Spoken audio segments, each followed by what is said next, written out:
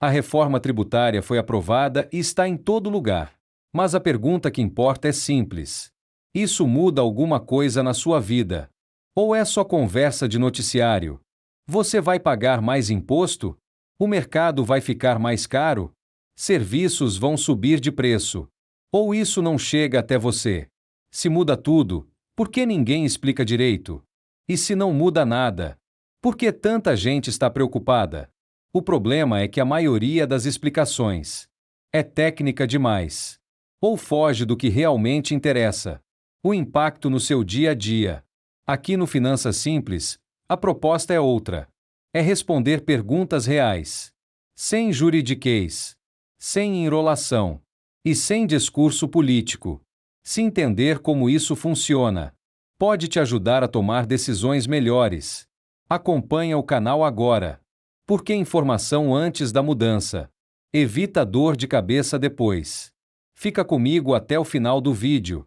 Porque entender isso agora pode te poupar decisões erradas quando as mudanças começarem a aparecer de verdade.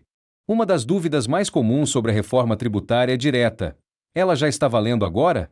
A resposta é não. A reforma foi aprovada, mas existe um período de transição longo. Durante esse período, o sistema antigo e o novo vão funcionar juntos. Por que essa transição existe? Para evitar um aumento brusco de preços e um choque na economia. Isso significa que você não vai acordar amanhã pagando tudo mais caro por causa da reforma. As mudanças aparecem aos poucos, principalmente no consumo do dia a dia. Mercado, serviços, mensalidades e contas básicas sentem esse efeito de forma gradual. Por isso, entender agora o que está mudando é mais inteligente do que reagir no susto depois. O que muda de verdade no sistema de impostos? Hoje, o Brasil cobra vários tributos sobre consumo com regras diferentes, e isso cria confusão, aumenta custo para empresas e, no fim, empurra imposto para dentro do preço sem transparência. A reforma reorganiza isso no modelo parecido com o IVA, em que o imposto pago em uma etapa vira crédito na etapa seguinte, evitando imposto sobre imposto. Isso reduz distorções e deixa o sistema mais previsível ao longo da cadeia produtiva. Vai ficar tudo mais barato? Não necessariamente, porque preço final depende de concorrência e repasse, mas o mecanismo fica mais limpo e menos caótico. O ponto central é: em vez de cada imposto ter uma lógica, a cobrança passa a seguir uma regra mais padronizada. Para quem compra, isso significa um sistema com menos exceções escondidas e mais facilidade de entender onde o imposto está pressionando o consumo. Como isso fica na prática com CBS e IBS? A reforma concentra a cobrança em dois tributos principais: a CBS, de âmbito federal, e o IBS, que reúne a parte estadual e municipal. A ideia não é você decorar sigla, e sim entender a função. São dois braços do mesmo tipo de imposto sobre consumo, com base mais padronizada. Isso reduz conflito de regra e diminui a bagunça de cada lugar cobrar de um jeito. Para empresas, a lógica de crédito tende a ficar mais clara e rastreável. Para o consumidor, a promessa é menos confusão e maior previsibilidade. Isso significa pagar menos?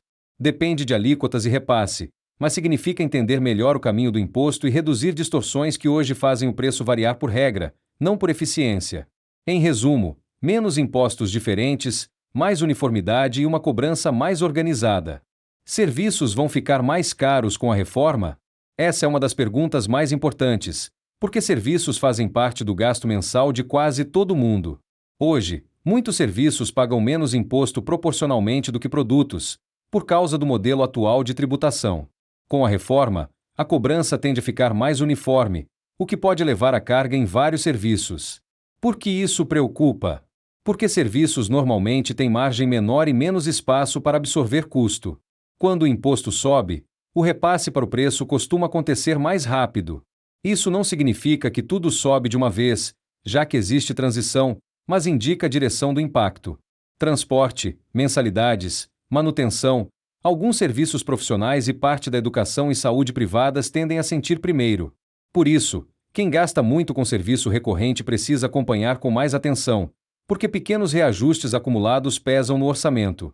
E os produtos ficam mais baratos? Em alguns casos, pode haver redução de custo. O fim do imposto em cascata ajuda cadeias longas de produção, onde o imposto deixa de ser cobrado várias vezes sobre o mesmo valor. Isso pode aliviar o custo ao longo do processo e abrir espaço para preços menores. Mas isso não é regra geral. O preço final depende de concorrência, margem e decisão das empresas de repassar ou não esse ganho. Em mercados mais competitivos, parte do benefício tende a virar preço. Em mercados concentrados, pode virar margem. Além disso, o efeito varia muito por tipo de produto e estrutura de custo. Então a resposta correta é: pode ajudar alguns produtos, não todos. O consumidor precisa olhar por categoria e não esperar uma queda generalizada só por causa da reforma. O que muda entre os estados com a reforma tributária? Hoje existe a chamada guerra fiscal, em que estados oferecem benefícios para atrair empresas, muitas vezes sem ganho real de eficiência econômica. Isso cria um cenário confuso, porque a decisão de onde produzir nem sempre é baseada em logística, mercado consumidor ou produtividade, mas sim em vantagem tributária temporária. Com a reforma, a lógica muda. A cobrança do imposto passa a acontecer no local de consumo, e não mais na origem da produção. O que isso significa na prática? Significa que produzir em um estado apenas para pagar menos imposto perde força, porque o imposto acompanha o destino da venda. Isso tende a reduzir a disputa por incentivos e diminui a distorção entre regiões.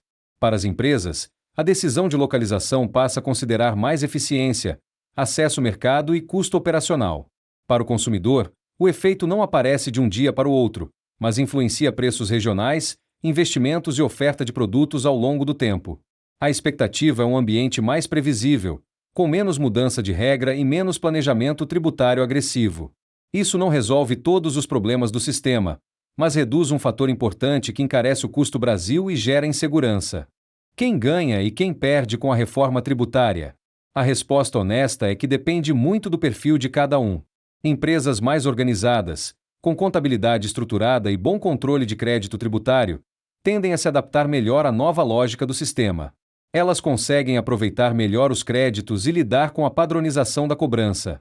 Já setores que hoje contam com benefícios específicos ou regimes diferenciados podem perder vantagem relativa ao longo do tempo. Para a pessoa física, o impacto aparece principalmente no padrão de consumo. Quem gasta uma parte maior da renda com serviços tende a sentir mais os efeitos da mudança, porque serviços têm maior chance de sofrer aumento proporcional de carga. Por outro lado, quem consome produtos com cadeias produtivas longas pode perceber algum alívio pontual, dependendo do repasse feito pelas empresas. Outro fator decisivo é comportamento financeiro. Quem acompanha gastos por categoria percebe mudanças antes e consegue ajustar consumo, renegociar serviços ou rever hábitos. Quem vive no automático sente depois, quando o orçamento já está pressionado. No fim, não é um jogo de vencedores e perdedores absolutos, mas de adaptação, organização e atenção ao próprio consumo. O que faz sentido fazer agora, na prática? Primeiro, evitar pânico, porque os efeitos da reforma são graduais e não acontecem de uma vez. Não faz sentido mudar tudo hoje por algo que ainda está em transição. Segundo, olhar para o próprio orçamento e identificar onde estão os maiores gastos recorrentes, principalmente serviços, porque é aí que pequenos reajustes acumulados começam a pressionar o mês. Terceiro, separar consumo por categoria, como mercado, transporte, assinaturas e serviços, porque isso ajuda a perceber aumentos antes que eles virem um problema maior.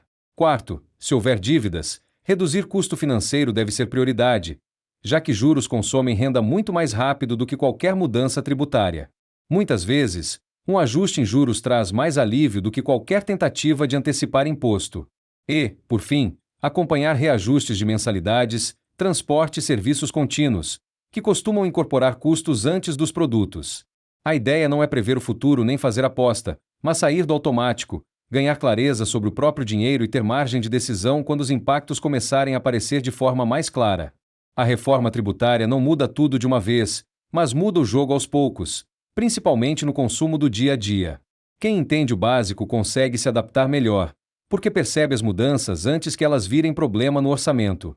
Não é sobre decorar siglas ou acompanhar política todos os dias, é sobre entender onde o dinheiro pesa mais e sair do automático. Pequenos reajustes acumulados fazem diferença ao longo do tempo, e quem tem clareza consegue ajustar rota com mais calma. Informação não elimina imposto, mas reduz erro, susto e decisão precipitada. Aqui no Finanças Simples, a ideia é exatamente essa: explicar de forma clara, direta e prática para você tomar decisões melhores sem complicação. Se você quer continuar entendendo como essas mudanças afetam seu bolso, fica por aqui, porque esse assunto ainda vai evoluir. E quem acompanha desde agora sai na frente quando os impactos começarem a aparecer de verdade.